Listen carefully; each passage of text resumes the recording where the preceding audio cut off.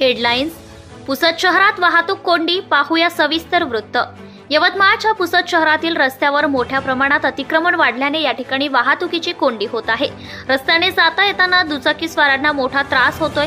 जीव मुठीत घेऊन आपले वाहन चालवावे लागत आहे. शहरातील शिवाजी चौक, सुभाष चौक, आंबेडकर चौक या ठिकाणी तर नागरिकांना रस्त्याने चालताही येत नाही.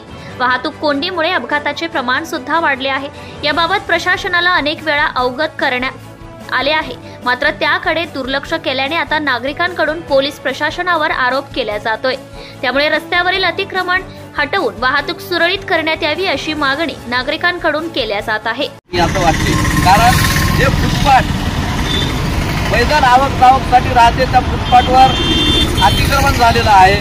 जिथे पाहावं तिथं अतिक्रमण वाढलेलं आहे. हे गाड्या घोड्या कुठे थांबवणे, कुठे म्हणजे पार्किंग करणे याला तर कुठं आळाच नाही. यासाठी मी चळवळीने सांगतो आणि तुमच्या टीव्हीच्या माध्यमातून माझं हेच म्हणणं आहे की या ट्रॅफिक ऑफिसरांना याचे कान उघडणी करण्यासाठी तुम्ही कोणती ना कोणती तरी ॲक्शन घ्यावी इतकं बोलतो, थांबतो.